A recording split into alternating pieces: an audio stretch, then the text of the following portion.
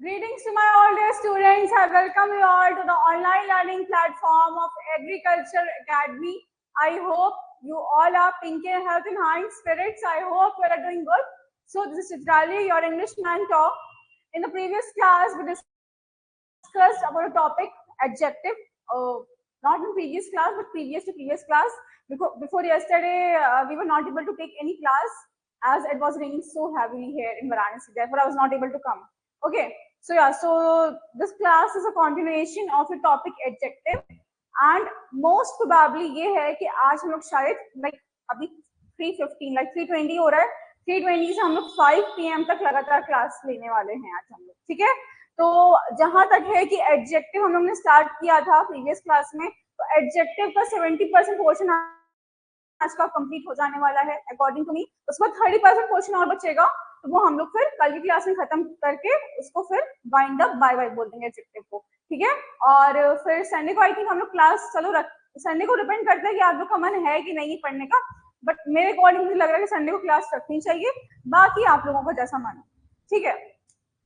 तो हम लोग जब प्रीवियस क्लास में पढ़ रहे थे तो एडजेक्टिव पढ़ रहे थे, उसमें हम लोगों ने एडजेक्टिव क्या होता है ये देखा था, प्लस हम लोगों ने kinds of adjective different of adjective क्या है, जिसमें हम लोग ने adjective of quantity, adjective of quality, है ना, प्रॉपर एडजेक्टिव, ये सारी चीजें देखी थी। तो आज भी वही हमारा 7th काइंड ऑफ एडजेक्टिव हम पढ़ेंगे जो है डेमोन्स्ट्रेटिव एडजेक्टिव, ठीक है।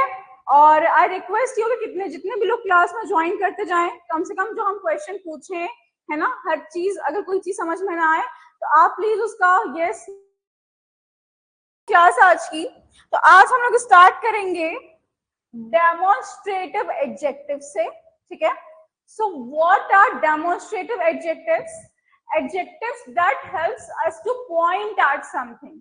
ऐसे सारे विशेषण, ऐसे सारे एडजेक्टिव्स जो हम लोगों को किसी पे पॉइंट आउट करने में हेल्प करें, those are called as demonstrative adjective. For example क्या, जैसे आपका हो गया दिस, दैट, दीज, दोज, है ना। जैसे हम बोलेंगे ना कि this boy please come here, है ना, that girl is going there, तो हम जब किसी को पॉइंट आउट करते हैं, किसी के ऊपर इशारा करते हैं, तो हम लोग जिन एडजेक्टिव्स का यूज करते हैं उनको कहते हैं डेमोन्स्ट्रेटिव एडजेक्टिव्स, या फिर ऐसे सारे एडजेक्टिव्स जो हमें किसी चीज को डेमोन्स्ट्रेट करने में, शो करने में हेल्प करें, उनको हम कहते हैं डेमोन्स्ट्रेटिव एडजेक्टिव्स। सिंपल डेफिनेशन है, वही सेम चीज है जो डेमोन्स्ट्रेटिव प्रोनाउन में था, ठीक है। चलो, अब डेमोन्स्ट्रेटिव एडजेक्टिव्स दो टाइप के होते हैं, एक होता है डेफिनेट डेमोन्स्ट्रेटिव और एक होता है indefinite demonstrative adjectives. I hope आपको ये बोर्ड विजिबल है, ये जो आप यहाँ पे फ्लो चार्ट बना हुआ है, फ्लो चार्ट लगा हुआ है, आपको विजिबल है ये? यस और no, please let me know in the chat box. अगर नहीं रिप्लाई करोगे तो मैं ये मान के चल रही हूँ कि हाँ विजिबल है, ठीक है। तो डेमोन्स्ट्रेटिव एडजेक्टिव दो टाइप के होते हैं, डेफिनेट होता है और एक इनडेफिनेट होता है। डेफिनेट में क्या क्या होता है आपका, this, that, these, those, such, the, same, ये सारे ही डेफिनेट होते हैं। अब सीधी सी बात है, डेफिनेट आप ये कह के समझ लो कि जो किसी स्पेसिफिक चीज पे, डिफाइंड चीज पे, एक डिफाइंड चीज पे जो है इशारा करे, पॉइंट आउट करे, उसको हम कहते हैं डेफिनेट डेमोन्स्ट्रेटिव एडजेक्टिव। वहीं इनडेफिनेट हम उसको कहते हैं जो किसी अननोन चीज पर, अनस्पेसिफिक चीज पर इशारा करे, उसको हम कहते हैं इनडेफिनेट एडजेक्टिव्स, ठीक है। तो एग्जांपल इसके क्या है, some, any, a certain, certain, other, another, any other, ये सारे ही आपके क्या है, इनडेफिनेट एडजेक्टिव्स हैं। आप देख सकते हो कि जितने भी आपके demonstrative adjective, sorry definite adjectives हैं, दिस, दैट, दीज, दोस, ये देखो स्पेसिफिक चीज पर इशारा कर रहे हैं, स्पेसिफिक चीज के लिए यूज होते हैं। लाइक अगर हम बोलेंगे बॉटल, तो हम बोलेंगे दिस इज अ बॉटल, ये स्पेसिफिक बॉटल है जिसको हम डिफाइन कर रहे हैं, जिसको हम पॉइंट आउट कर रहे हैं, देयरफॉर हमने इसके लिए दिस यूज किया है ना। अब मैंने मान लो एग्जांपल ले लिया कि मतलब उधर मेरा बैग रखा है, तो मैं हम बोले दैट इज माय बैग, तो समझ में आ रहा है कि हाँ हमें किसी डिफाइन, किसी स्पेसिफिक चीज पर इशारा कर रहे हैं, इसलिए हमने उसके लिए दैट यूज किया है। आप इस तरीके से उसको समझो, ठीक। वहीं अगर हम इनडेफिनेट में जाएं, तो अगर हम बोलें कि some of you are coming late to the class, है ना, तुम में से कुछ लोग क्लास में लेट आ रहे हैं, तो अब मैंने ये इशारा नहीं किया कि क्लास में कौन कौन लेट आ रहा है, या फिर क्लास में एग्जैक्टली कितने लोग लेट आ रहे हैं, मैंने कुछ भी नहीं बताया, बस मैंने सम बोला। तो है सम किसी भी चीज को डिफाइन नहीं करता है, स्पेसिफाई नहीं करता है, therefore some is an indefinite demonstrative adjective. ठीक है, वही अगर हम बोले कि any of you can answer, है ना, any of you can answer the question, तो इसमें मैंने एनी का यूज किया। तो अब देखो एनी बोल के हमने जो है कोई भी चीज को स्पेसिफाई नहीं किया, हमने किसी का नाम नहीं लिया कि तुम्ही को आंसर करना है ना, मैंने कोई भी किसी का नाम नहीं लिया, मैंने किसी भी चीज को स्पेसिफाई नहीं किया, मैंने ये भी नहीं बोला कितने लोग आंसर कर सकते हैं। देयरफॉर एनी क्या है, इनडेफिनिट चीज है, क्योंकि हम कोई भी चीज को डिफाइन नहीं कर रहे हैं। वही सेम केस आपका असर्टेन, सर्टेन, अनदर, अदर और एनी अदर के साथ भी है। तो ऐसे सारे ही एडजेक्टिव्स जो किसी डेफिनेट चीज, एक स्पेसिफिक चीज पर इशारा करें, पॉइंट आउट करें, उनको हम कहते हैं डेफिनेट डेमोन्स्ट्रेटिव एडजेक्टिव्स। और ऐसे सारे एडजेक्टिव्स जो किसी अनस्पेसिफिक इनडेफिनेट चीजों पर इशारा करें, पॉइंट आउट करें, उनको हम कहते हैं indefinite demonstrative adjective. I hope it is clear. If you have any problem anywhere, please let me know in the chat box. Okay? Please let me know is it clear or not. I'm waiting for your answers. If it's clear, then we'll move ahead, and if it's not clear, then I'll explain it again, of course. Please let me know in the chat box. You have such a great availability of chat box. Okay, so please use that ability, use that feature, use the money that you are giving in the course. Okay. Okay, so let's move ahead.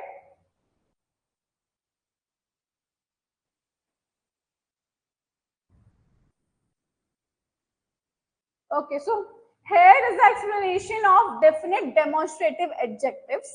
Okay, adjectives used to denote definition of definite objects or person. ये definite है बेटा, definition नहीं है, ठीक है। ऐसे सारे ही adjectives जो definite person या things को denote करने में, वो denote करने में use हो, उनको हम कहते हैं definite demonstrative adjectives। ठीक है, और ये मैंने ऑलरेडी आपको एक्सप्लेन कर दिया है, बट यहाँ पे डेफिनेशन लेगी तो मैं बता रही हूँ। एग्जाम्पल जैसे आपका हो गया, this book is red, the boy is honest, फिर these boys are naughty.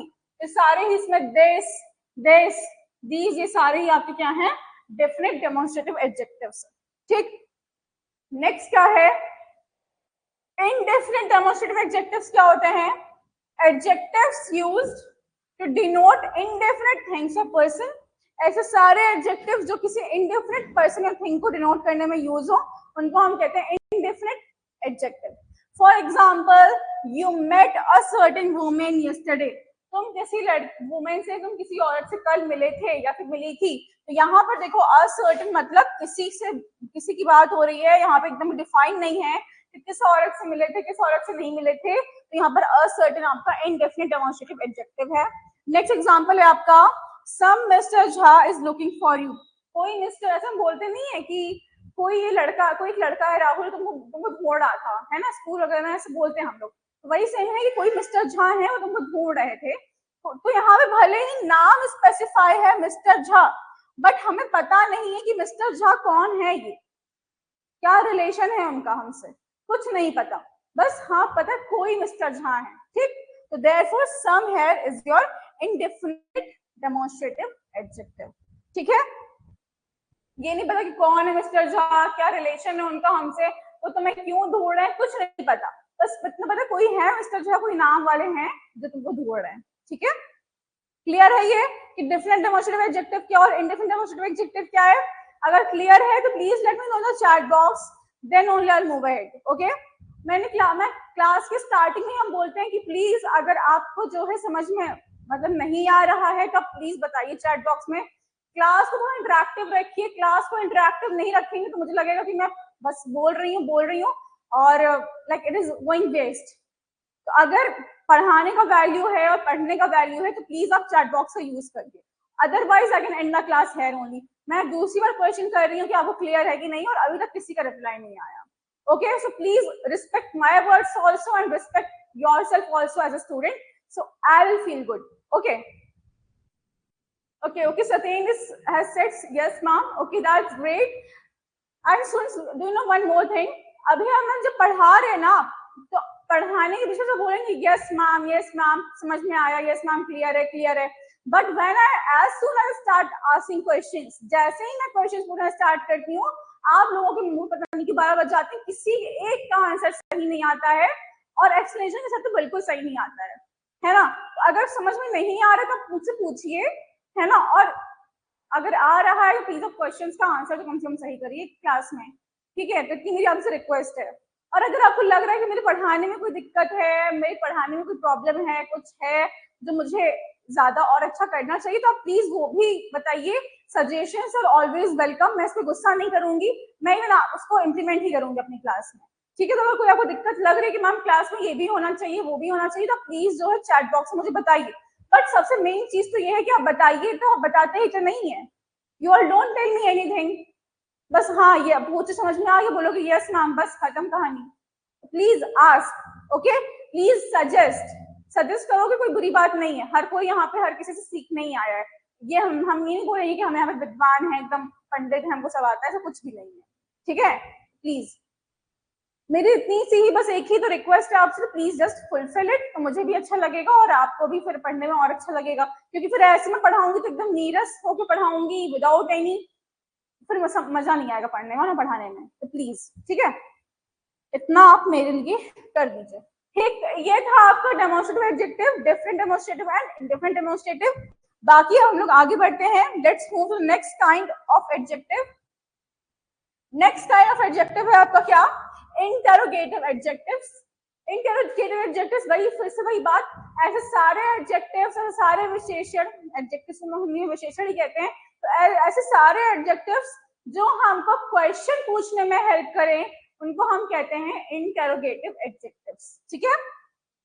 All the adjectives which are used to ask any sort of question, any kind of question, are called as interrogative adjectives. Example, whose notebook is this? ये notebook किसकी है? तो whose here is interrogative adjective. Next है which pen is yours? ये pen किसकी है, मतलब ये कौन सी पेन तुम्हारी है, तो है which is your interrogative adjective. तो ऐसे सारे ही जो क्वेश्चन वर्ड्स होते हैं, ऐसे सारे ही जो वर्ड्स जो आपको एक क्वेश्चन पूछने में हेल्प करे उनको हम कहते हैं इंटरोगेटिव एडजेक्टिव्स। जैसे इन दोनों एग्जांपल्स में whose और which आपके इंटरोगेटिव एडजेक्टिव्स हैं। Okay, is it clear to you all? Yes और no, please let me know. Okay, so we are moving to next slide, we are moving to next kind of adjective. Next kind of adjective है आपका emphasizing adjectives, ठीक है। Next kind है आपका emphasizing adjectives। अगर आपको आलस आती है चैट बॉक्स में टाइप करने में, तो आप मुझे वही बता दीजिए कि मैम हमें आलस आती है, हम इतना टाइप नहीं कर पाएंगे चैट बॉक्स में, ठीक है। ये भी आप बता दीजिए हमें, तो हमें और अच्छा लगेगा कि एटलीस्ट आप लोग इतना ओपन तो हैं, हमसे क्या बता रही हैं चीज, तो एटलीस्ट इतना बता दीजिए हमें, ठीक है। आप चलो, emphasizing adjectives क्या होते हैं, when, on, very, so are used before the nouns to put an emphasis upon nouns, ठीक है। जब भी किसी सेंटेंस में very, so या फिर on जैसे वर्ड्स नाउन के पहले यूज हुए हो, नाउन पर एम्फेसिस डालने के लिए, तो उनको हम कहते हैं emphasizing adjectives। एम्फेसिस डालना मतलब नाउन को और अच्छे से हाईलाइट करने के लिए, नाउन पर एक जोर डालने के लिए, उनको कहते हैं emphasizing adjectives, ठीक है। एग्जांपल हम देखते हैं क्या, she saw an accident before her very own eyes। उसने अपने आंखों के सामने एक्सीडेंट होता हुआ देखा। तो यहाँ पर देखो आईज के पहले वेरी का यूज हुआ है। She saw an accident before her very eyes, तो आईज के पहले वेरी का यूज हुआ है, मतलब यहाँ पर आईज नाउन जो है आपका, इस पर एम्फेसिस डाला जा रहा है, इस पर जोर डाला जा रहा है कि उसने अपनी आंखों से एक्सीडेंट होता हुआ देखा। तो देखो आईज मतलब नाउन है आपका, ये कॉमन नाउन है ये आईज, ठीक है। कॉमन नाउन के पहले आपका ये वेरी यूज हुआ है, जो कि एक एम्फसाइजिंग एडजेक्टिव है, और एम्फसाइजिंग एडजेक्टिव नाउन के पहले यूज हुआ है, मींस इस जो आईज नाउन है इस पर एक जोर डाल रहा है, इस पर एक एम्फेसिस डाल रहा है कि उसने खुद की आंखों के सामने एक्सीडेंट होता हुआ देखा। लाइक खुद की आंखें बहुत ज्यादा बड़ी चीज है ये, ठीक है, खुद के सामने एक्सीडेंट होता हुआ देखना। तो देयरफॉर यहाँ पर आइज में एम्फेसिस डाला गया है, ठीक है। आइज पर समझ में आया कि एम्फेसाइजिंग एडजेक्टिव क्या होता है? जब भी वेरी, सो या फिर ओन जैसे वर्ड्स किसी भी नाउन के पहले यूज हो, उन नाउन्स पर एम्फेसिस डालने के लिए तो उनको हम कहते हैं एम्फेसिस एडजेक्टिव्स, ठीक है, sorry emphasizing adjectives. Okay, clear है? yes or no, please let me know in the chat box. You have the option of a chat box, please use that.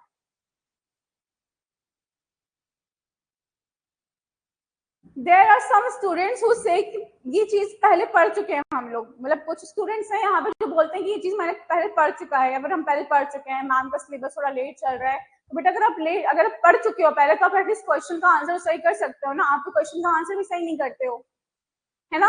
If you have studied something before तो at least इतने अच्छे से पढ़े रहो ना कि आप जब क्वेश्चंस को पूछे जाए, क्वेश्चंस आस्क किए जाए, तब उन क्वेश्चंस का सही से आंसर भी कर लो, ठीक है। तो जिन्होंने पहले पढ़ चुका होगा, जिन्होंने बताया होगा कि मैं पहले पढ़ चुका हूँ, उनको अच्छे से मालूम होगा ये चीज। जो पहले से पढ़ तो चुके हैं और इवन क्वेश्चन का आंसर भी नहीं दे पा रहे हैं, मैं अगर एक्स्ट्रा कोई क्वेश्चन पूछे तो आप उसका आंसर देने लायक रहो, इतना ऐसे अच्छे से पहले से पढ़ के आओ, ठीक है। तो ये था आपका एम्फसाइजिंग एडजेक्टिव। क्लियर है कि नहीं है? yes or no, please let me know in the chat box.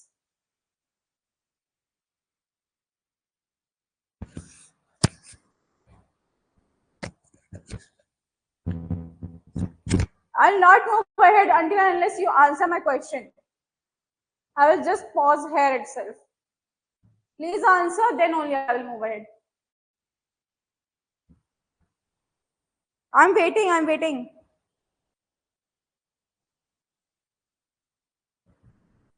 This is not how it works, students.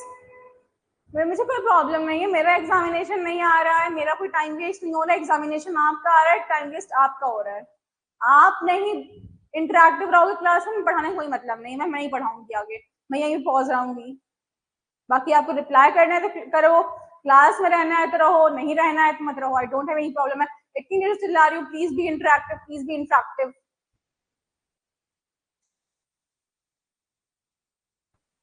I am waiting.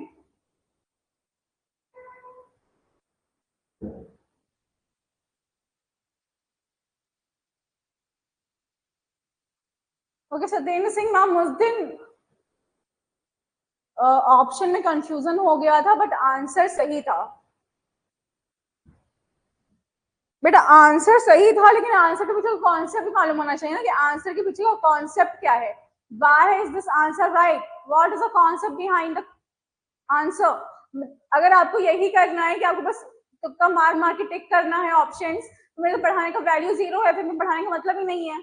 ऐसे फिर आप जाओ एकदम अपने लक के भरोसे जाओ, गेस मार मार के आप वो ऑप्शंस को टिक करके आओ, तो पढ़ाने की वैल्यू तो फिर नील हो जाएगी ना, नील एंड वॉइड। तो at least have some value of my teaching, और उस क्वेश्चन के पीछे का क्या कॉन्सेप्ट है उसको भी तो बताने लायक रहिए, तभी तो आपको पढ़ाई का मतलब है, वरना पढ़ाई का मतलब ही नहीं है। There is no use of education then. Please use your knowledge wisely, okay. चलो now moving on next slide.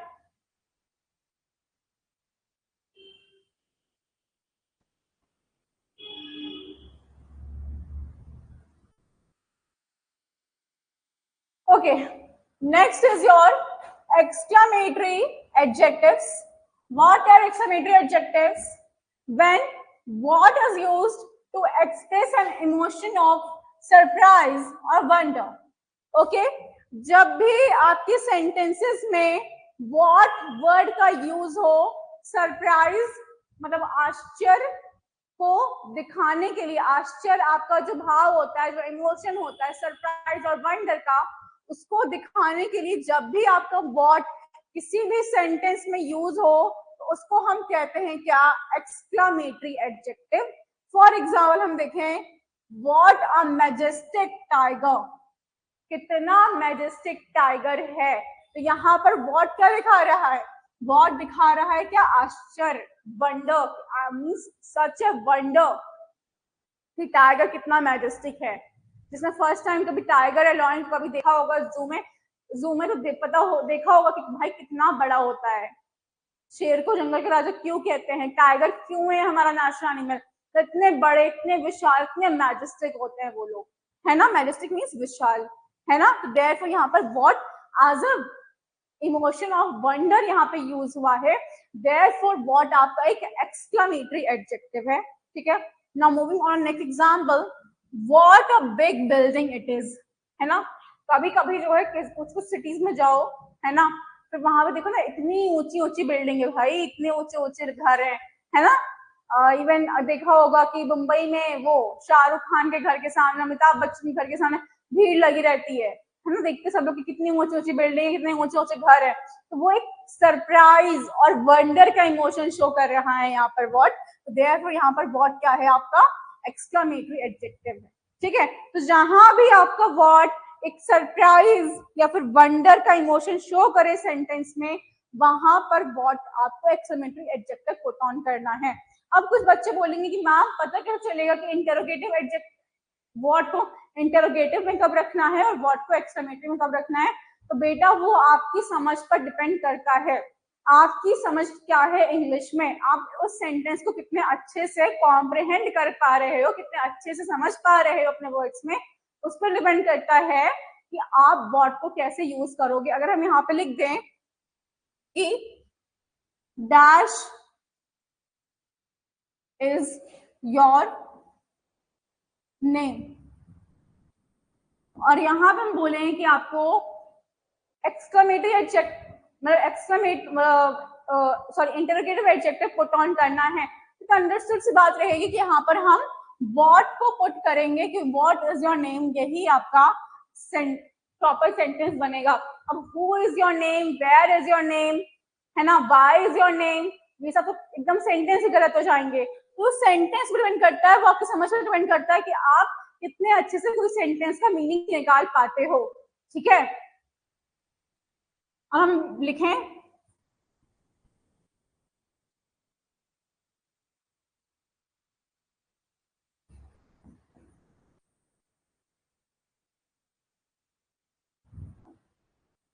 तुमने अपने आप को चोट लगा ली, तो हम कैसे बोलेंगे, एकदम सरप्राइज में शो करेंगे ना कि हाँ कैसे तुमने अपने आप को चोट लगा ली, हाउ, है ना, या फिर हाउ भी लिख सकते हैं, फिर what you hurt yourself, how, how it happened ये क्वेश्चन वर्ड हो जाएगा, but how it happened question word होगा।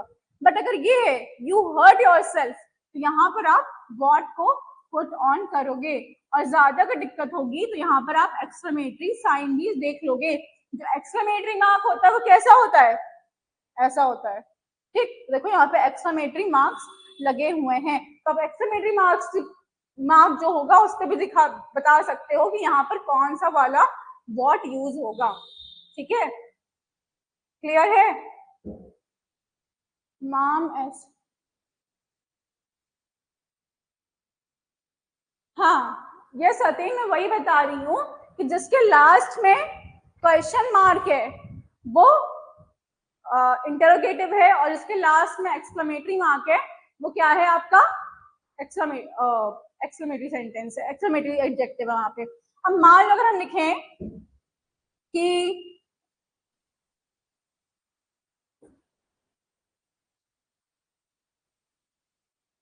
व्हाट आर यू डूइंग, ये हमने लिखा और हमने इसके सामने कोई भी मार्क नहीं लगाया, तो तब भी समझ में आ रहा है ना कि हाँ ये क्वेश्चन वाला है, ये एक्सक्लेमेटरी वाला नहीं है। मान लो इन केस ऐसा हुआ, मान लो, वैसे होगा नहीं बट मान लो, जैसे एज्यूम कर लो, क्योंकि हम तो वर्स्ट से वर्स्ट सिचुएशन एज्यूम करके चलते हैं, तो मान लो ऐसा हो गया कि यहाँ पे व्हाट आर यू डूइंग है और इसके सामने कोई भी पंक्चुएशन मार्क नहीं है, तो आप समझोगे कैसे इसको, तुम क्या कर रहे हो, व्हाट आर यू डूइंग, क्या है, सीधी सी बात है, क्वेश्चन वर्ड है, क्वेश्चन मार्क है, इंटरोगेटिव सेंटेंस है, ये समझ में आया। तो मान लो अगर ऐसा होता है कि नहीं है आपके पास पंक्चुएशन मार्क, तो आप क्वेश्चन की मीनिंग देख के पता लगा सकते हो कि कौन सा टाइप का सेंटेंस है ये, समझ में आया। चलो आगे बढ़ते हैं, now next slide, let's see what's ahead now.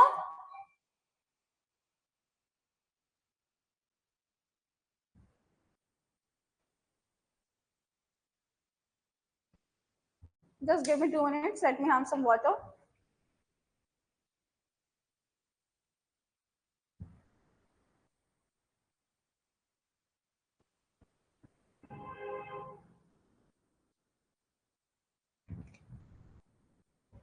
सुनो, एक बात मेरी मानो, जब भी किसी एग्जामिनेशन की प्रिपरेशन करने चलो, जब एग्जामिनेशन मतलब किसी भी चीज की प्रिपरेशन करने चलो, तो कभी भी इजीएस्ट पॉइंट ऑफ व्यू लेके मत चलना। हमेशा उसमें कितना टफ से टफ क्वेश्चन आ सकता है और आप उसको कितना लॉजिकली, कितना क्रिटिकली आप उसको सॉल्व कर सकते हो, उस पर लेके चलना। ठीक है, उस पर अपनी नॉलेज को बेस रखना, ना कि इजीएस्ट क्वेश्चन पर अपनी नॉलेज को बेस रखना। ठीक है, तो हमेशा ये सोच के चलना कि मान लो ये भी नहीं आया, ऐसा आ गया, इतना टफ आ गया, इतना टफ आ गया, तब क्या होगा। ठीक है, आपको पता है ना सीडीएस का एग्जामिनेशन पता होगा, सीडीएस आर्मी का एग्जामिनेशन होता है और कितना टफ होता है वो, है ना। सीयूटी यूजी पता होगा, सीयूटी यूजी आपका जस्ट आफ्टर क्लास 12 आपका एग्जामिनेशन होता है सीयूटी यूजी का, है ना। आप बिलीव नहीं करोगे, सीयूटी यूजी मींस हम तो पढ़ाते हैं, ऑफ कोर्स दोनों को पढ़ाते हैं, तो सीयूटी यूजी में जो क्वेश्चंस थे वो प्रॉपर आपके सीडीएस का जो एग्जामिनेशन होता है, आपका एसएससी का जो एग्जामिनेशन होता है सीजीएल वाला, उस पर पूरा दोनों टक्कर का एग्जाम, मतलब इंग्लिश का पेपर बना था आपके। मींस कुछ नहीं तो हर स्लॉट मींस एक दो स्लॉट में से कम 5-6 क्वेश्चंस आपके वहां सीडीएस या फिर सीजीएल लेवल के क्वेश्चन से आपके यहाँ पर छाप दिए गए थे सीयूटी यूजी में, जो कि जस्ट क्लास 12 के बाद होता है, बहुत ही बेसिक लेवल का एग्जामिनेशन होता है। इसीलिए आपको पता नहीं है कि जो क्वेश्चन पेपर बना रहा है उसका दिमाग कैसा है, क्या है, तो इसीलिए हमेशा आपकी तैयारी एकदम यहाँ रखना, ना कि यहाँ रखना। ठीक है, मैं आपको डरा नहीं रही एकदम भी कि क्वेश्चन पेपर टफ बनेगा, ऐसा कुछ भी नहीं है। कभी कभी ऐसा होता है क्वेश्चन पेपर बहुत टफ, मतलब बहुत ईजी बन जाता है, मतलब इवन बता रही हूँ, अगर एग्जाम्पल मैं देती हूँ, कुछ क्वेश्चन इवन ऐसे भी आए थे जो आपके क्लास 2 या क्लास 3 के लेवल के क्वेश्चन थे। आपको नॉर्मल एक सेंटेंस दिया गया था, शी इज ईटिंग, और आपको आइडेंटिफाई करना था कि सेंटेंस का वर्ब कौन सा है। ठीक, तो इजी भी क्वेश्चन आते हैं, डिपेंड करता है क्वेश्चन पेपर बनाने वाले का दिमाग कैसा है। ठीक है, गुस्से में टफ बना देगा, खुश है तो इजी बनाएगा। ठीक है, तो ऐसा कुछ नहीं है गुस्से में, वो डिपेंड करता है कैसा आपका स्लॉट है, क्या है, वो हर चीज डिपेंड करता है। बट डरने की जरूरत नहीं है, बस मैं इतना कहना चाह रही हूँ कि मेरी जो तैयारी है अपनी, जो प्रिपरेशन है अपनी, वो हमेशा एकदम टॉप लेवल पे रखना, कि कोई भी मतलब इतना ऐसी तैयारी कर लो ना कि कोई भी क्वेश्चन कहीं कभी आ जाए इस टॉपिक से, हम कर लेंगे, बस ऐसा होना चाहिए। ठीक है, तो इतनी सी बात मेरी मान लो। बाकी फिर ये चीज अगर अच्छे से हो गई, और बाकी हाँ एक चीज और, जितना मैं पढ़ा रही हूँ grammar portion, noun, pronoun, adjective, adverb, verb, ये सब जो मैं ग्रामर का पोर्शन पढ़ाऊंगी, अगर इसको तुम लोग ने अच्छे से पढ़ लिया, कोई भी एग्जामिनेशन की आप इंग्लिश लैंग्वेज आप ऐसा नहीं है आप सॉल्व नहीं कर सकते, क्योंकि मैं जो पढ़ा रही हूँ मैं ओवरऑल मैं सब कुछ पढ़ा रही हूँ। अगर आपने इसको अच्छे से पढ़ लिया तो बाकी तो फिर आपको फिर सोचना ही नहीं है कि किसी और एग्जामिनेशन के लिए अलग तरीके से पढ़ना होगा। ठीक है, तो मेरी बात मान लो एक देखो, तो आपके लिए ही फ्रूटफुल होगा, क्योंकि मुझे तो उसका कोई फायदा है नहीं, मुझे बता के कोई फायदा है नहीं, तो आपके लिए बेनिफिशियल होगा। ठीक है, तो मान लो। चलो अब हम देखते हैं क्या, correct use of some adjectives. देखो कभी कभी होता है कुछ एडजेक्टिव्स ऐसे हो जाते हैं जिसमें हम कंफ्यूज हो जाते हैं। कंफ्यूज क्यों हो जाते हैं, ये सोचते हैं कि ये वाला एडजेक्टिव कब यूज होगा, वो वाला एडजेक्टिव कब यूज होगा। जैसे कि अभी ये वाला था, ये अभी मैंने जस्ट भी बताया कि एक्सक्लेमेटरी एडजेक्टिव वर्ड कब यूज होगा और इंटरोगेटिव एडजेक्टिव वर्ड कब यूज होगा, है ना। तो ऐसे ही इनके अलावा बहुत सारे ऐसे एडजेक्टिव्स हैं जो स्टूडेंट्स की ही नहीं बल्कि बड़े बड़े लोग भी जनरली कंफ्यूज हो जाते हैं जिसमें। ठीक है, तो अब हम उसी एडजेक्टिव पर, उन्हीं एडजेक्टिव्स का डिस्कशन करेंगे। ठीक है, तो पहला है क्या, use of some and any. हम सम का यूज कब करेंगे और एनी एडजेक्टिव का यूज कब करेंगे। ठीक है, the meaning of both words are similar. Some is used in an affirmative before a singular uncountable noun to represent quantity and before a plural countable noun to represent a number. ठीक, अब देखो सम, अब मैं समझा दूं क्या है। सम हमेशा एफर्मेटिव मतलब पॉजिटिव सेंस में यूज होता है, हमेशा पॉजिटिव सेंटेंसेस के साथ ही आपका सम यूज होता है। ठीक, एक चीज दिमाग में गांठ बांध लो, हमेशा पॉजिटिव सेंटेंसेस के साथ अब देखो कुछ बच्चे बोलेंगे पॉजिटिव क्या होता है, नेगेटिव क्या होता है। शी इज ईटिंग, ये आपका पॉजिटिव सेंटेंस है।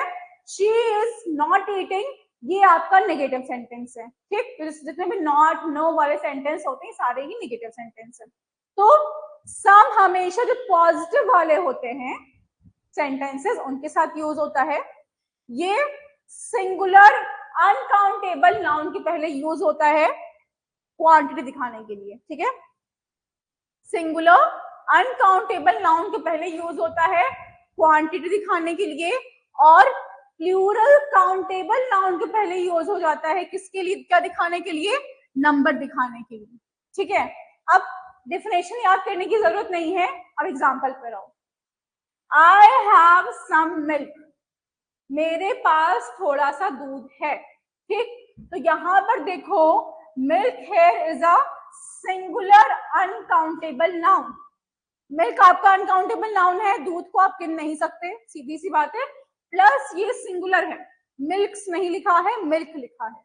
ठीक, तो milk is singular uncountable noun, और उसके पहले आपका सम एडजेक्टिव यूज हुआ है, जो कि क्या है, एफर्मेटिव सेंटेंस है, पॉजिटिव सेंटेंस है, क्योंकि यहाँ पे कहीं भी no word negative word use नहीं हुआ है। नेक्स्ट एग्जांपल देखते हैं। यू हैव सम मनी, यहाँ पर देखो money is your singular uncountable noun, money uncountable noun है। आप रुपीस को काउंट कर सकते हो, है ना, आप पैसे को काउंट कर सकते हो, बट आप मनी को काउंट नहीं कर सकते। Money is just a term use to denote what, the rupees and पैसे, योर अमाउंट, है ना। तो money here is your uncountable noun plus it is singular uncountable noun. यहाँ पर मनीज नहीं लिखा है, मनी लिखा है, therefore it is singular uncountable noun, और उसके पहले देखो सम वर्ड का आपका यूज हुआ है। ये भी सेंटेंस देखो आपका एफर्मेटिव सेंटेंस है, पॉजिटिव सेंटेंस है, क्योंकि यहाँ पर कोई भी नेगेटिव या फिर नो वर्ड यूज नहीं हुआ है। ठीक, नेक्स्ट एग्जांपल हम देखते हैं। I have some books, I have some books, मेरे पास कुछ बुक्स हैं। तो ये आपका बुक्स देखो प्लूरल काउंटेबल नाउन है, book is always a countable noun, किताबें आपकी काउंटेबल नाउन होती हैं, और यहाँ पर बुक्स है, देयरफॉर ये आपका प्लूरल काउंटेबल नाउन है। तो यहाँ पर सम आपका क्या यूज हुआ है, एडजेक्टिव, यहाँ पे सम यूज हुआ है। ठीक, अब नेक्स्ट क्या example, you have some pens, तो यहाँ पर देखो पेन अगेन आपका काउंटेबल नाउन है, प्लस प्लूरल काउंटेबल नाउन है आपका यहाँ पर पेन्स। तो यहाँ पर देखो इसके साथ आपका सम वर्ड का यूज हुआ है टू डिनोट नंबर। एक चीज और याद रखो, अगर सिंगुलर अनकाउंटेबल नाउन के पहले सम यूज हो रहा है, मतलब ये क्वांटिटी दिखा रहा है। क्वांटिटी मतलब क्या, मात्रा बता रहा है, मात्रा कितनी मात्रा में कोई चीज है। बट यहीं पे यहाँ पर अगर प्लूरल काउंटेबल नाउन के पहले अगर सम यूज हो रहा है, इट मीन्स ये क्या बता रहा है, ये आपको नंबर बता रहा है, मीन्स संख्या बता रहा है। ठीक है, तो इतना भी आप ध्यान रख सकते हो कि अनकाउंटेबल नाउन्स के लिए हम मात्रा बताते हैं और काउंटेबल नाउन्स के लिए हम संख्या बताते हैं। ठीक, सम का यूज समझ में आया। और देखो ये सारे ही सेंटेंस आपके क्या है, पॉजिटिव है, मीन्स एफर्मेटिव सेंटेंस है आपका। कहीं भी इन चारों सेंटेंसेस में आपका नो वर्ड नेगेटिव टर्म आया ही नहीं है। ठीक, तो ये था आपका use of some. Now moving ahead,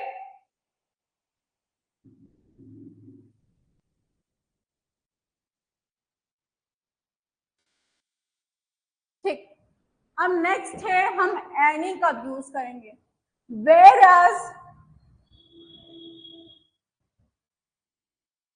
whereas any is used in a negative sentence to before singular uncountable noun to denote a quantity and before a singular or plural countable noun to denote a number। अब देखो any हमेशा आपका negative sentence में use होगा।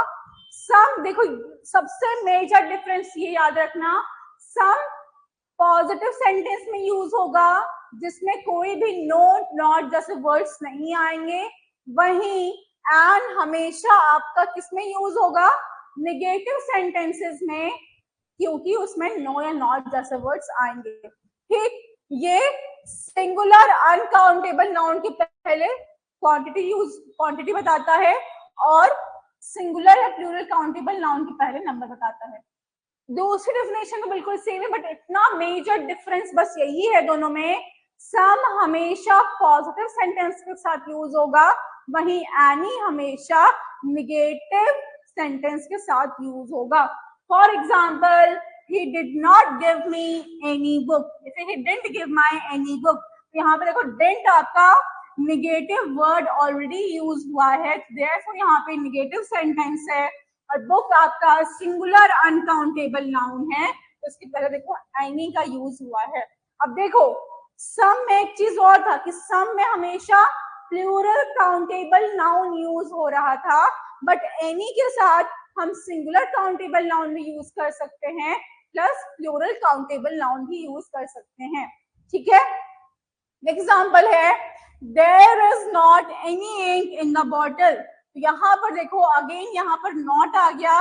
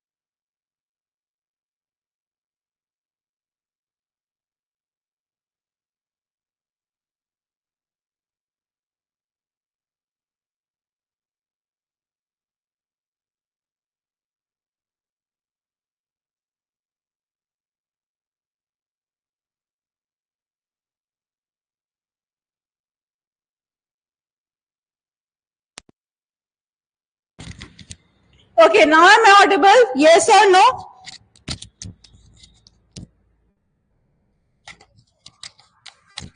Am I audible? Okay, मैं एक चीज फिर से वही एक्सप्लेन कर रही थी, उसको मैं फिर से बता देती हूँ एक बार।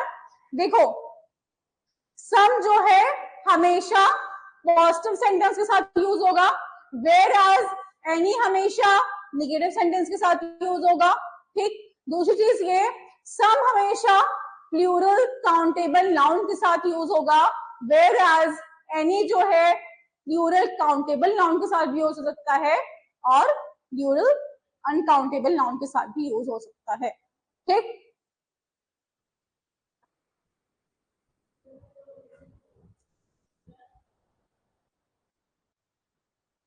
समझ में आया सबको? यस और नो? सॉरी, सिंगुलर और प्लूरल दोनों, मतलब सिंगुलर और प्लूरल काउंटेबल नाउन दोनों के साथ यूज होता है आपका, यानी वेयर एज जो आपका सम है हमेशा प्लूरल काउंटेबल के साथ यूज हो सकता है। ठीक है, काउंटेबल नाउन दोनों में है, बट सम हमेशा प्लूरल के साथ होगा और एनी हमेशा सिंगुलर प्लूरल काउंटेबल नाउन दोनों के साथ होगा। ठीक है, समझ में आया?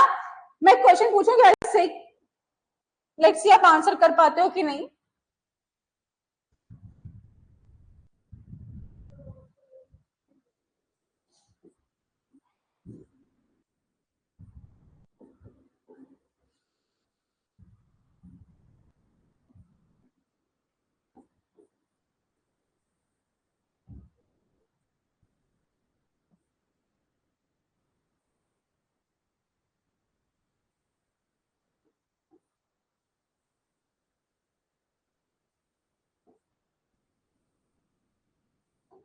ये आपका क्वेश्चन है, आई haven't read dash books of Paulo Coelho. अब यहाँ पर आप सम पुट ऑन करोगे या फिर एनी पुट ऑन करोगे। I haven't read dash books of Paulo Coelho, Paulo Coelho is a writer, okay, इसको ना आ रहा हो, तो I haven't read dash books of Paulo Coelho, some put on करोगे या फिर एनी पुट ऑन करोगे? I haven't read dash books of Paulo Coelho, some put on करोगे या फिर एनी पुट ऑन करोगे? सम पुट ऑन करोगे या फिर एनी पुट ऑन करोगे? I haven't read dash books of Paulo Coelho, some put on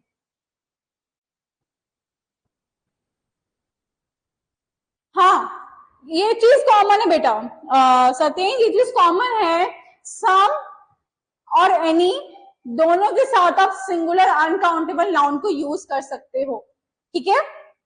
some और any दोनों के साथ आप सिंगुलर अनकाउंटेबल नाउन को यूज कर सकते हो, ये एक चीज दोनों में कॉमन है, बट हमें डिफरेंसेस देखना है ना कि कॉमन कॉमन देखना है, ठीक है। चलो हाँ सत्येन ने बोला एनी, हाँ बिल्कुल सही आंसर बेटा, यहाँ पर आप एनी का ही यूज करोगे। क्यों करोगे?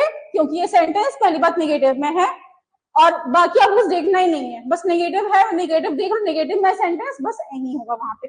नेगेटिव में क्यों है? क्योंकि यहाँ पर हैव नॉट मेंशन्ड है, और मैंने अभी बताया जहां पे नॉट नो जस्ट चीजें मेंशन हो जाए वो आपका क्या है, नेगेटिव सेंटेंसेस है।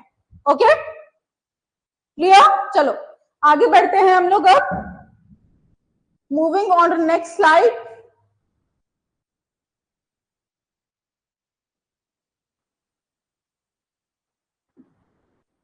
ओके एक चीज और है, some and any both can be used in interrogative sentences। अगर इंटेरोगेटिव सेंटेंसेस की बात होती है तो हम सम और एनी दोनों का यूज कर सकते हैं। ओके सम और any both can be use with interrogative sentences. For example will you give me some sugar, तो यहाँ पर देखो will you give me some sugar, ये एक इंटेरोगेटिव सेंटेंस है और यहाँ पर हमने शुगर के साथ सम का यूज किया है, ठीक। फिर नेक्स्ट है did you give her any apples, क्या तुमने उसको भी एप्पल्स दिए, तो है ये अगेन आपका क्वेश्चन सेंटेंस है और यहाँ पर आपने एनी का यूज किया है, ठीक। तो सेम वही चीज है कि आप इंटेरोगेटिव सेंटेंस में, क्वेश्चन वाले सेंटेंसेस में सम और एनी दोनों का यूज कर सकते हो, ठीक। नेक्स्ट एग्जांपल है आपके, नेक्स्ट क्या है, some and any are also used as pronouns. ये तो आपको पता ही होगा कि सम और एनी को हम लोग एज ए प्रोनाउन भी यूज कर सकते हैं। Okay now moving on next slide. चलो नेक्स्ट है आपका use of much and many. Another confusing adjective है आपका मच और मैनी। हम लोग मच कब यूज करेंगे और मैनी कब यूज करेंगे? Much is used before a singular uncountable noun to denote a quantity। हम लोग singular uncountable noun, S for singular, U for uncountable, N for noun, ठीक। singular uncountable noun के पहले हम लोग much का यूज करेंगे, क्या दिखाने के लिए? क्वांटिटी दिखाने के लिए, मीन्स मात्रा दिखाने के लिए। मैं यहां लिख रही हूं, ठीक है, मात्रा दिखाने के लिए, ठीक। Example I don't know how much money he spent on car. मुझे नहीं पता उसने कार के लिए कितने पैसे स्पेंड किए। तो यहाँ पर देखो मनी क्या है आपका, सिंगुलर अनकाउंटेबल नाउन है और इसके पहले आपका मच का यूज हुआ है, ठीक है। नेक्स्ट क्या है, हैव यू मच मनी, तो here money here again is a singular uncountable noun और इसके पहले आपका मच यूज हुआ है। तो मच हमेशा सिंगुलर अनकाउंटेबल नाउन के पहले यूज होगा टू शो अ क्वांटिटी, ठीक। Now moving on to the next slide. अब बारी आती है मैनी की। Many is used before a plural countable noun to denote a number। many हमेशा प्लूरल काउंटेबल नाउन के पहले यूज होता है नंबर को डिनोट करने के लिए। For example I have not many friends in the town. तो यहाँ पर देखो फ्रेंड्स क्या है आपका, फ्रेंड्स पहली बात तो आपका क्या है, काउंटेबल नाउन है प्लस प्लूरल है प्लस नाउन भी है, ठीक। और उसके पहले आपने मैनी का यूज किया है, therefore many here is an adjective। Next example क्या है आपका, have you many problems, है ना, have you many problems। यहाँ पर problems है अगेन इज, प्रॉब्लम्स को हमेशा काउंट कर सकते हो, है ना, ऐसे बताते ना, मेरे पास ये दिक्कत है, मेरे पास वो दिक्कत है, मेरी गर्लफ्रेंड मुझसे नाराज हो गई है, मुझे भूख नहीं लगती है, मुझे नींद नहीं आती है, ऐसे प्रॉब्लम्स गिनाते हो ना, problems is problems are countable noun. Okay, तो प्रॉब्लम्स देखो, पहली बात तो काउंटेबल नाउन है, प्लस प्लूरल है, प्लस नाउन है ऑफ कोर्स, तो उसके पहले हमने मैनी का यूज किया है। तो हम सिंपल से ये कह सकते हैं कि मच और मैनी एक दूसरे का अपोजिट होता है टोटल। मच हमेशा सिंगुलर अनकाउंटेबल नाउन के साथ यूज होता है, वही मैनी प्लूरल काउंटेबल नाउन के साथ यूज होता है। Okay, just give me 2 minutes.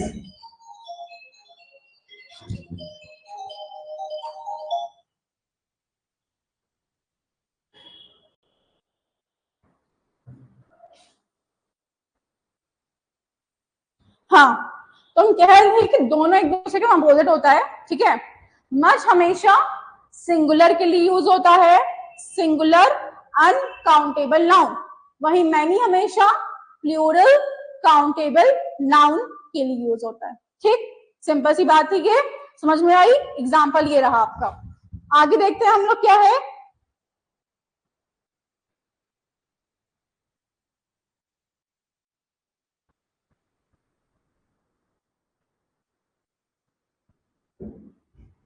In affirmative sentence, much or many is not used before the object. फिर instead a great many, ये great many है, ठीक है, great many of, a good many of, a great number of, a plenty of, a lot of, enough of is used in a place of many। ठीक है, देखो अगर affirmative sentences की बात आए, एफर्मेटिव मतलब भाई पॉजिटिव सेंटेंसेस की बात आए, तो पॉजिटिव सेंटेंस में कभी भी हम लोग ऑब्जेक्ट के पहले मच या मैनी का यूज नहीं करते। मच या मैनी के पहले हम लोग क्या क्या यूज करते हैं, हम लोग यूज करते हैं a great many, a good many, a great number of, a plenty of, a lot of, enough of, ये सारे वर्ड्स हम लोग क्या यूज करते हैं ऑब्जेक्ट के पहले, instead of what, instead of much और मैनी। समझ में आया? किसी भी सेंटेंस में अगर सेंटेंस पॉजिटिव सेंटेंस है और उसमें ऑब्जेक्ट है, तो ऑब्जेक्ट के पहले हम लोग मच और मैनी को ना यूज करके ये सारे वर्ड्स उनकी जगह पर यूज करते हैं। ठीक है, समझ में आया? चलो लाइक हम एग्जांपल लेते हैं। एग्जाम्पल, चलो एग्जाम्पल के लिए तो तुमसे क्वेश्चन ही करती हूँ।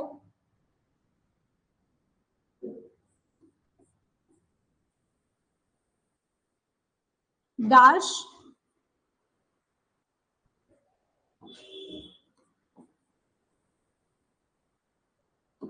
I have dash work to handle।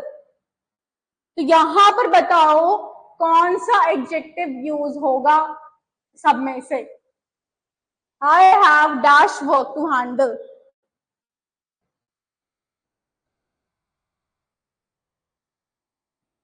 I am waiting for answers. Please answer to my question.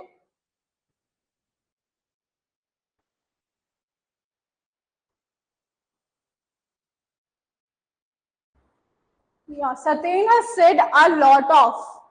Okay, anyone else?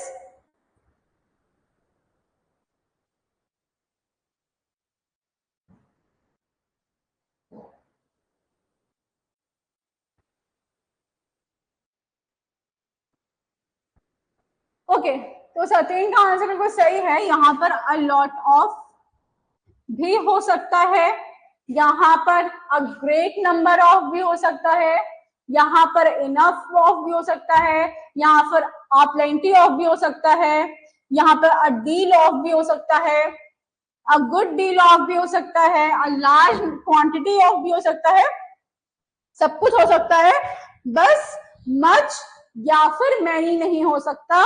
क्यों नहीं हो सकता? क्योंकि ये एक सेंटेंस है जो कि क्या है, पॉजिटिव सेंटेंस है, इसमें कोई भी नो या नॉट जैसे वर्ड्स नहीं यूज हुए हैं, पॉजिटिव सेंटेंस है। और यहाँ पर वर्क जो कि हमारा ऑब्जेक्ट है उसके पहले आपको पुट ऑन करना है। देयरफॉर आप यहाँ पर मच और मेनी के अलावा इन सारे ही एडजेक्टिव्स में से कोई भी एडजेक्टिव पुट ऑन कर सकते हो, मींस यूज ऑन कर सकते हो। ठीक है, क्लियर है? Okay, I hope I can move ahead now. Okay, so moving on next slide.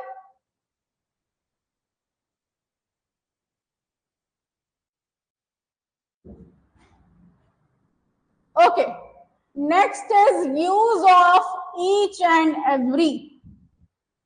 When to use each and when to use every.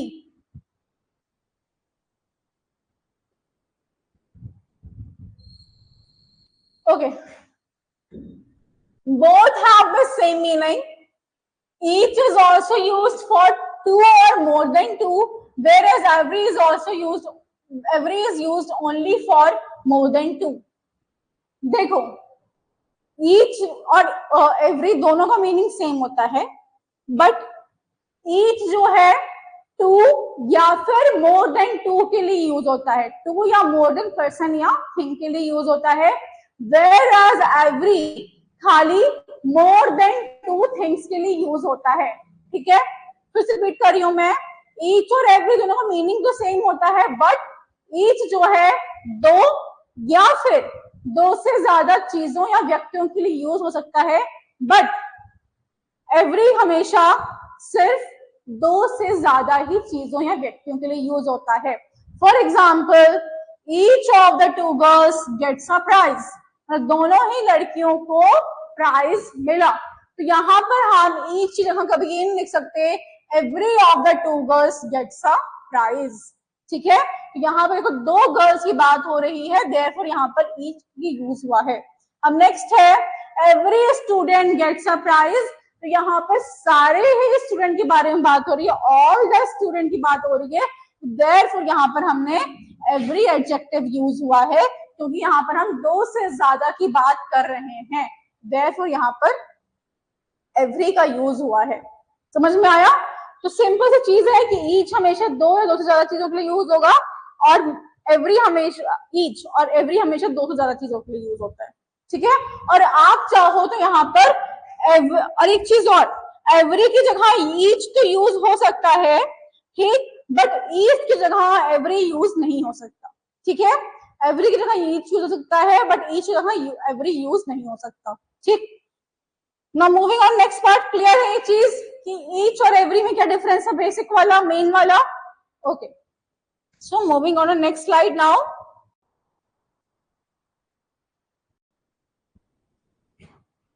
Next है each is used for definite number whereas every is used for indefinite number. each हमेशा एक definite number, एक specific number के लिए use होगा।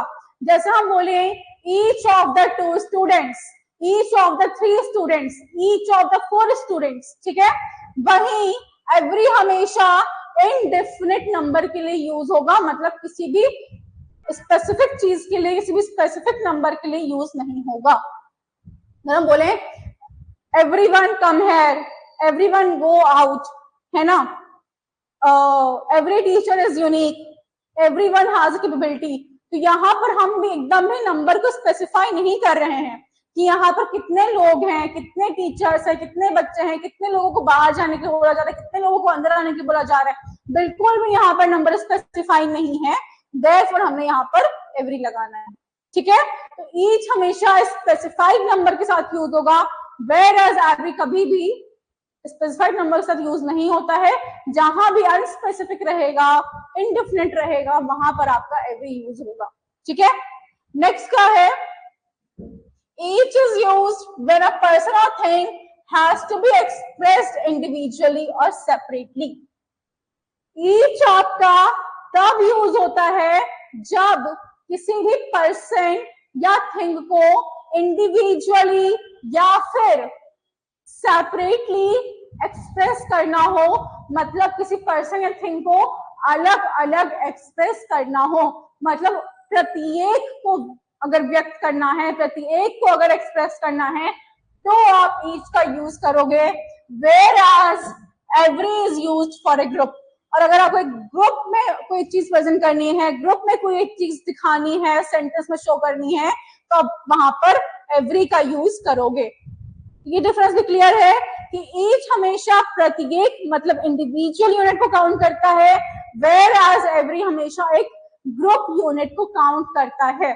अब ये आपका होमवर्क है कि आप इसका एग्जाम्पल ढूंढ के लाओ। होमवर्क क्या, मतलब मैं आपको ओपन क्वेश्चन अभी दे रही हूँ, चाहो तो अभी करो, चाहे तो होमवर्क में करके लाओ कि ईच और एवरी में क्या बेसिक डिफरेंस होता है। मतलब बेसिक डिफरेंस जो होता है मतलब इंडिविजुअली हम कब ईच का यूज करेंगे और ग्रुप में हम कब एवरी का यूज करेंगे, इसका आपको एग्जांपल देके आना है, और फिर एग्जांपल आप अभी लिख के भेज सकते हो ग्रुप पर, ठीक है, यू हैव द टाइम।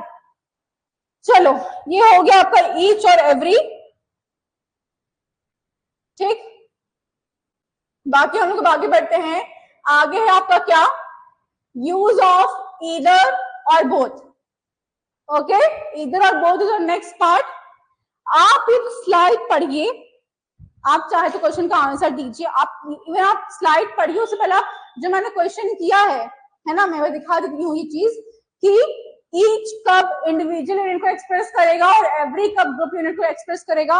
मैं आपको 5 मिनट का टाइम दे रही हूँ, आप 5 मिनट जो है आप टाइप करिए अपना आंसर, चाहे तो आप फ्री स्लाइड ही पढ़ सकते हैं, ठीक है, स्लाइड ही पढ़ लीजिए, तब तक मैं 5 मिनट का ब्रेक लेके आती हूँ। ओके, 5 मिनट का ब्रेक लेने के बाद फिर मैं आपको कॉन्टिन्यूसली फिर आपको पढ़ाती हूँ 4:45 4:50 तक, ठीक है।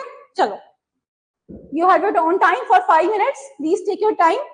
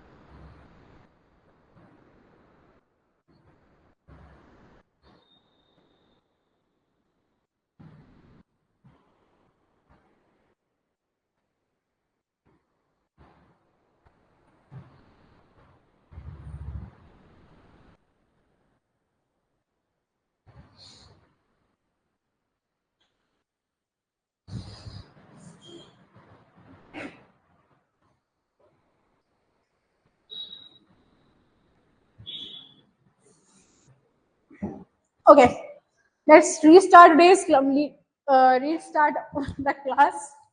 I was gonna rest for 5 minutes. Okay, so where were we? Satyam is saying he talked to each student in a class.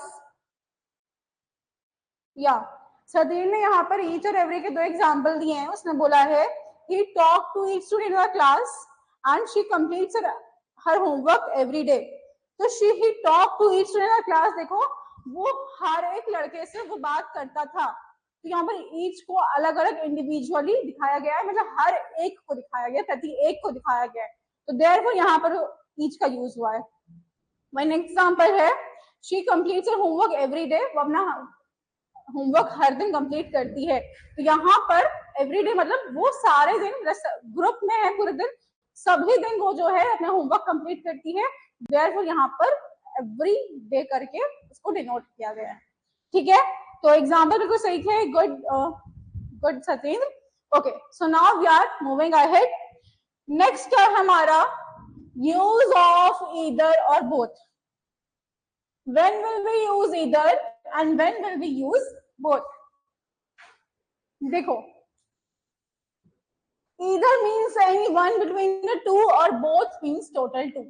ठीक, both और either में सिंपल सा आप मतलब समझो. ये both में मतलब हम दोनों की बात करते हैं.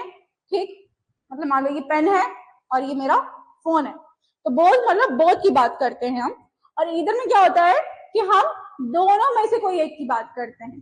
ठीक है, बोथ में हम दोनों की बात करते हैं और इधर में हम दोनों में से किसी एक की बात करते हैं. ठीक है, अगर हम बोले कि take both the phone and the pen, मतलब फोन और पेन दोनों ही ले लो. और अगर हम बोले ईदर टेक द फोन और द पेन, तो या तुम फोन ले सकते हो या तुम पेन ले सकते हो. ठीक है, तो जब भी दोनों में से किसी एक चीज की बात हो वहां पर हम ईदर लगाएंगे, और जहां पर दोनों ही चीजों की बात हो वहां पर हम बोथ का यूज करेंगे. सिंपल है, क्लियर है? कोई दिक्कत है, कोई डाउट है तो please let me know in the chat. Okay, चलो अब नेक्स्ट है यूज ऑफ आ लिटिल और द लिटिल. हम लोग आ लिटिल का कब यूज करेंगे और द लिटिल का कब यूज करेंगे? ओके,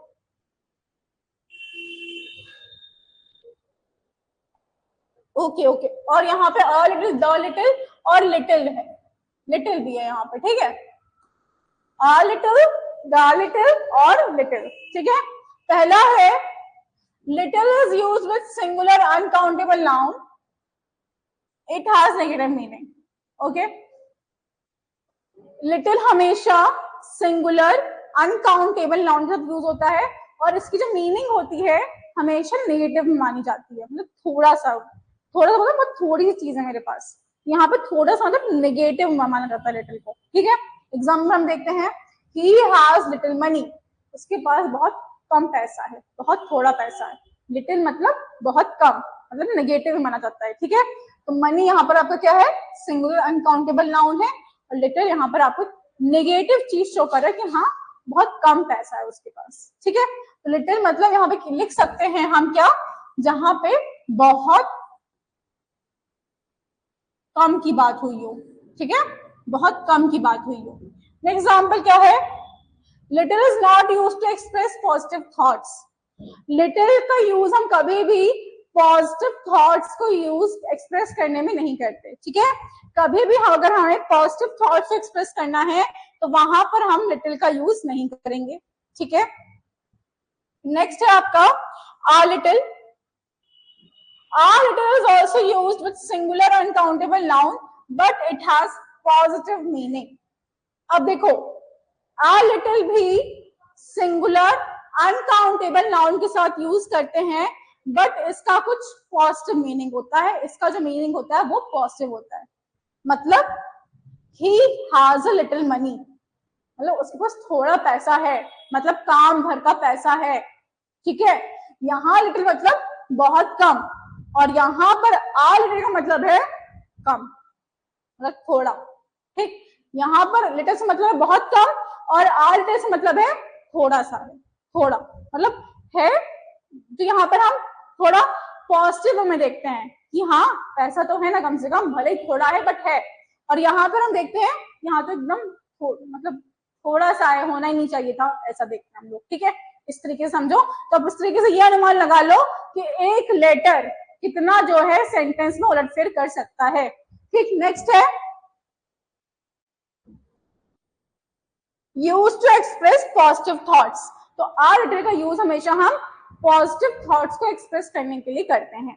ठीक, now moving on next slide.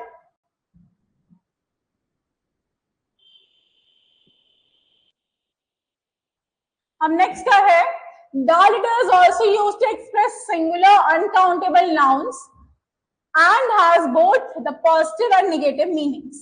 अब देखो the little भी singular uncountable noun के पहले ही यूज होता है, बट इसका नेगेटिव मीनिंग भी होता है प्लस पॉजिटिव मीनिंग भी होता है। मतलब दोनों ही के साथ द लिटिल का यूज कर सकते हो। मतलब I spend the little money I had, मतलब मेरे पास थोड़ा सा पैसा था जो कि मैंने स्पेंड कर दिया। तो ये नेगेटिव भी है और पॉजिटिव टर्म में भी यूज हो रहा है, therefore the little is your adjective. ठीक, तो सिंपल सा है, दरअसल इसमें भी कोई माथा पच्ची नहीं है। अगर हम नेगेटिव सेंस में सेंटेंस की बात करेंगे तो वहां पर लिटिल होगा, थोड़ा अगर पॉजिटिव सेंस में बात करेंगे तो वहां पर आ लिटिल होगा, और अगर हम मिक्सअप करके बात करेंगे, मैं बस थोड़ा सा ही पैसा था वो भी मैंने पूरा खर्चा कर दिया, पॉजिटिव भी था मतलब पैसा भी था और खर्चा भी कर दिया, नेगेटिव भी हो गया, वहां पर हम द लिटिल का यूज करेंगे। ठीक है, क्लियर है? यस और no? Please let me know in the chat box. If there is any doubt anywhere, please let me know in the chat box. Okay, I am waiting, please answer yes और no. Okay, तो little, a little और the little के बीच में difference समझ में आ गया ना कि ये डिफरेंस होता है। चलो मूविंग ऑन नेक्स्ट स्लाइड।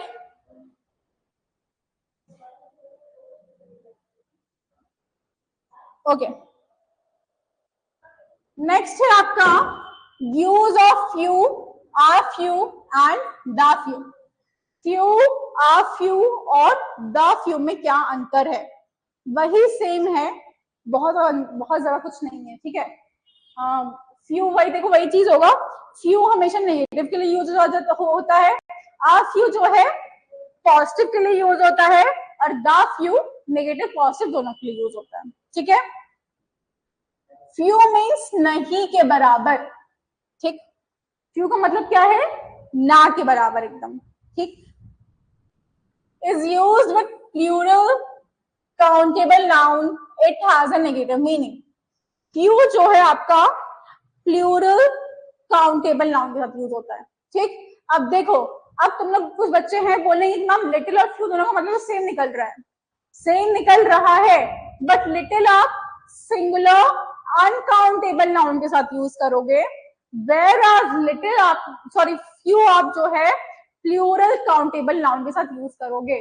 मैं लिख रही हूं यहाँ पर, क्या ये आपका लिटिल है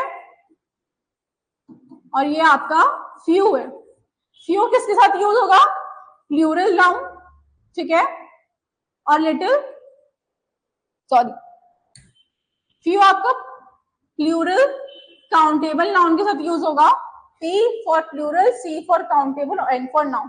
ठीक, और लिटिल आपका सिंगुलर अनकाउंटेबल नाउन के साथ यूज होगा, मीन्स सन के साथ होगा, means S for singular, U for uncountable and N for noun.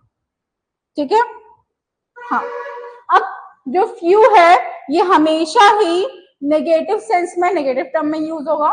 For example, I only red few books, मैंने बस कुछ ही बुक्स पढ़ी है, मतलब मैंने ना के बराबर बुक्स पढ़ी है। यहाँ पर देख लो, बुक्स क्या है? प्लूरल नाउन है प्लस काउंटेबल नाउन है, और उसके पहले आपका फ्यू का यूज हुआ है। ठीक, नेक्स्ट है आपका आ फ्यू। देखो, आ लिटिल का मतलब